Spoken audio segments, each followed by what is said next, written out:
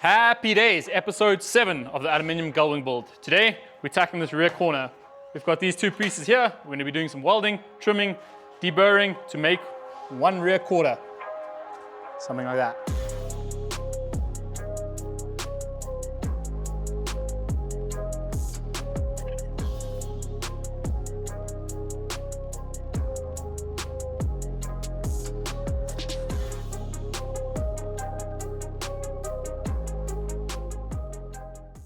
Last video, we finished off on the front of the car, hammer forming these two headlight sections and then finishing it off with some hammer and dolly work. Now they are ready to trim and weld. Wham, bam. This week, we're heading to the rear where we're going to do pretty much the same thing. Trim, file, weld, planish.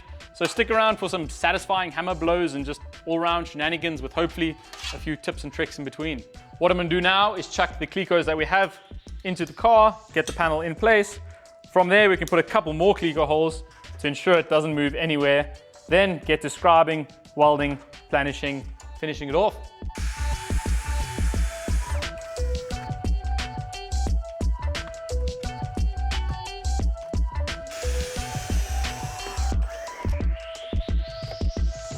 Pitter patter, we have the two panels clicoed in place. All I'm gonna do now is take a Koki marker, mark a line, and just trim it about 10 mils from that line so that we can cut most of the overlap off. Then from there we'll go trim even less, until we scribe our final line, trim it, file it. I do it that way to ensure that the fit up is great. If you don't do it that way and you just do one scribe line while there's a lot of overlap, your panels are guaranteed to move around a little bit and your fit up you're going to be fighting for and spend a lot more time welding, planishing. Whereas if you can get your fit up spot on, welding, planishing's a breeze. The panel fit up's not 100% on this corner, not sure why. So all I'm doing is going to go give it a little couple kick shrinks, bring it around a little bit, then get to trimming. Instead of doing one hard shrink, I'm doing multiple softer ones so that we don't end up with a peak and a high, but instead it just brings the whole panel around. So I almost made a big oopsie and put the clico holes in the wrong hole. So I scooted the whole panel up about 60 mils further than it needs to be. And because it's such a gradual panel, it still looked like it fitted and flowed, but then I realized, hey, something's up. So all I'm gonna do now, moved it back to the holes it must be in, draw a new Koki line, and then get to trimming. Almost had to restart one of these panels.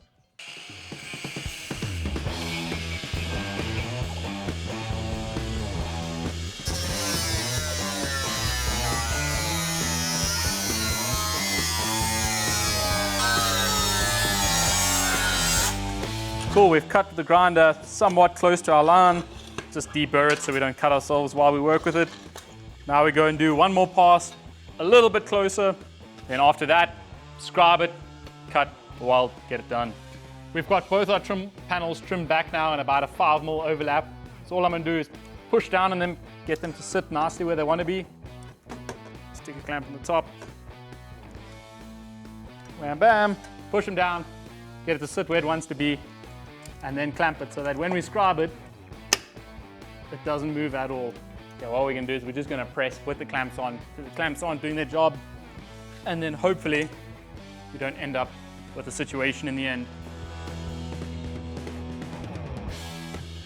Okay, once we have our vertical line scribed, what I like to do is just put some alignment marks. So we'll have a couple running horizontally so that when we tack this off the car, we know exactly where it must go and it doesn't shimmy a mil up or a mil down. Got its place and that's where it goes. There we go. Now also pull the clamps off. We can see our scribe line. So to trim the last bit, we can scribe. We just make sure the rest of the line lines up and scribe this top section. That scribe line from the top section behind the clamp seamlessly flows into the other one, so we know, hey, that's looking good. On the final trim, where I'm trimming it on the scribe line, I like to use shears just because it's nice, quiet, not dirty, and I can see and I can focus on the line. So I cut it exactly where I want, put it back on, double check. If it lines up, then we go to the welder and buzz this thing up real quick. So what I'm gonna do is I cut with the shears very close to the line now, but not on the line. So I'm cutting about 3 mils off the line. Then I'm gonna go on the last pass, and cut on the line. That just makes it very, very easy to cut on the line. Whereas if I've got a little bit more material to cut off, sometimes you've got to fight the shears.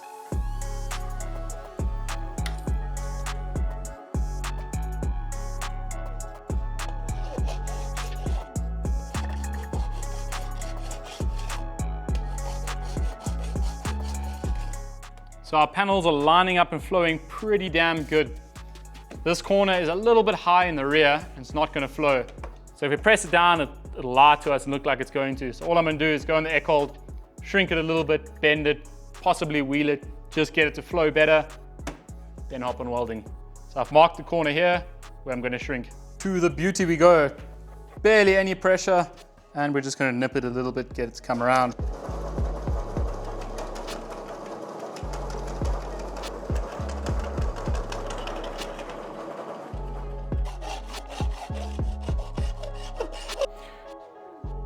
All I'm doing now is just filing a little bit here and there. I've just marked with the Koki so that my fit up is perfect. Because trimming it, scribing it, there was a little bit of deviations, talking half a mil, not even. So I'm just filing those highs down so it fits up perfect. Then put it on again and tack it.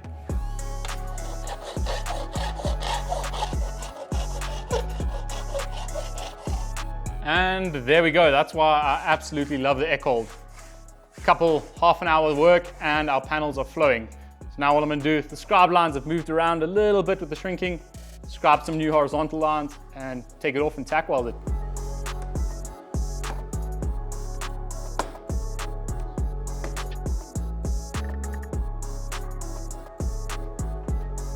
So just before we weld now, I'm going to just take a clean rag, clean lappy, wipe the panel down where we're going to weld with some acetone.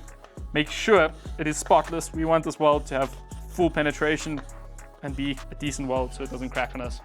I've deburred the edges where I'm going to weld so that when I'm wiping with the lappy, it doesn't get cloth or material stuck in it. Take a clean section, dip it in some acetone again, and repeat the process.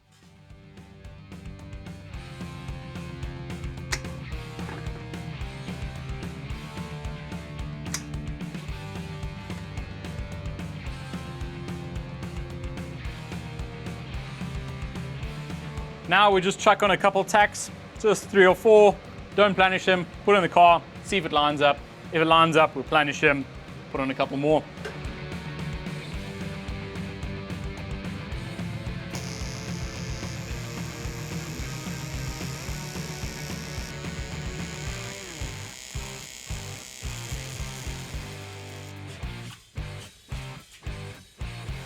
Time to test fit in the car, let's see what it looks like.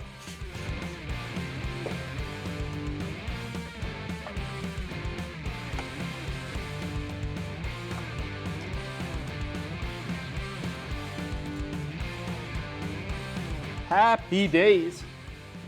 It is looking good. A little bit of work to do with the hammer and dolly, planish it, knock this high down a little bit, then weld the whole thing up.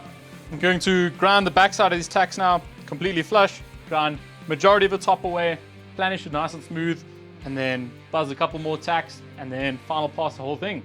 Let's get it done.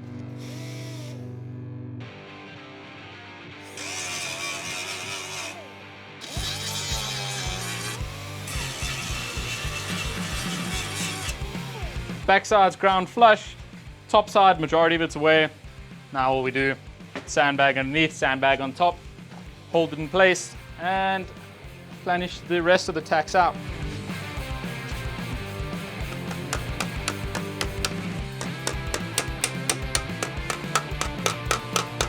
What I've got here is it's pulled a little bit of a hollow towards the bottom, so I'm just going to tap it up from the backside and then planish it again.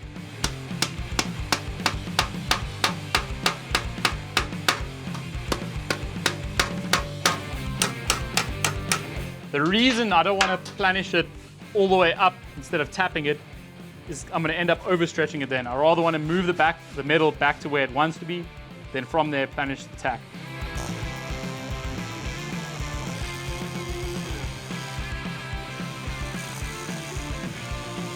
There we go, we got all the tacks in place now. So we just repeat the process. Grind the back down completely, grind majority of the top, planish it, final pass.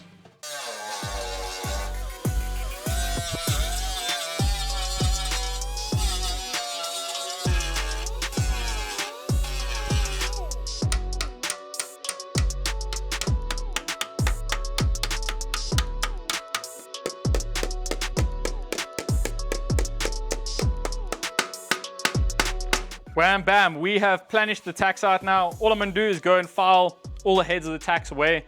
That way we're left with a consistent 1.5mm to weld throughout the whole panel, so we don't have to give more amps or back off. It's a nice consistent feed.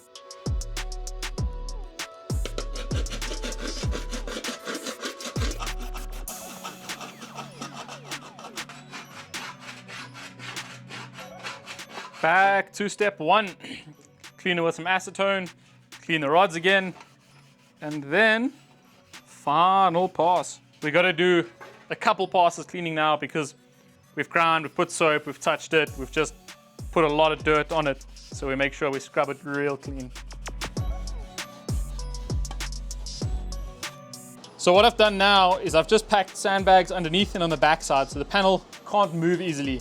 Why I've done that is so while I weld and it heats up and tries to move, it's kind of being held in place. So I find it warps a hell of a lot less if you do this while welding panels.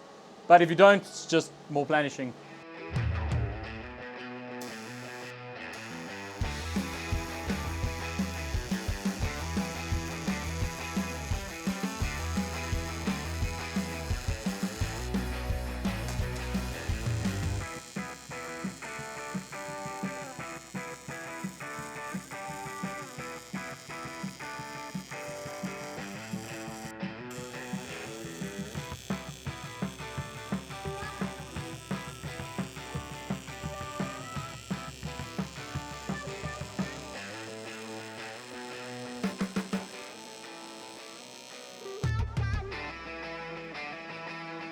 Happy days, we have almost full penetration throughout the whole weld.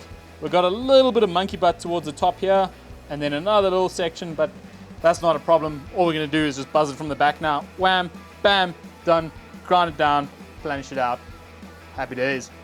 To the usual now, just a little grinder, some soap, grind the weld down, all the way on the back side, top side majority of the way, planish it, file it. Finished.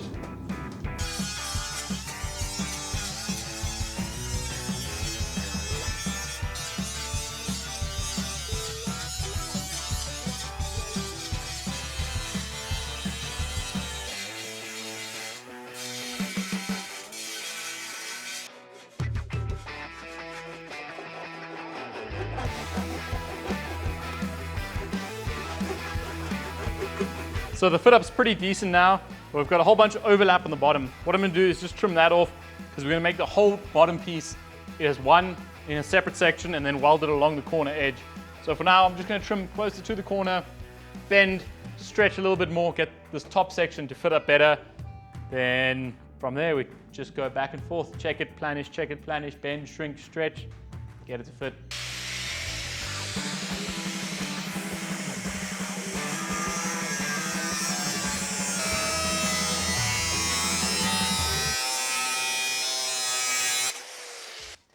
So when I was cutting that, it looked like I was blindly cutting next to the line, which I pretty much was. That was just an indicator, hey, don't go past that line. Even though I've still got, I'm gonna trim it eventually, like 30 mils above that line. I just want as much excess material as possible for now, just in case stuff happens. Yeah, it's much faster to trim it off later than it is to weld on later.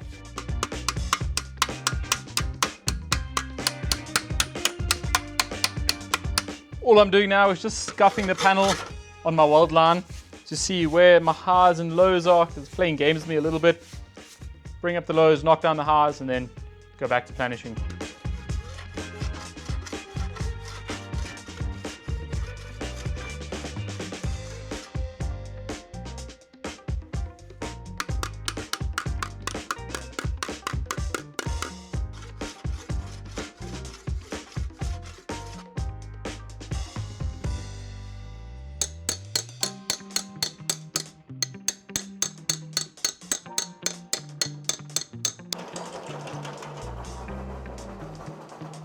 So the fit up's pretty damn close, not 100%, but once we've trimmed to about 10 mils excess on this bottom section, then we're gonna finish planishing the weld, do the last tweaks here and there, just because that excess now is making everything a lot more difficult than it needs to be.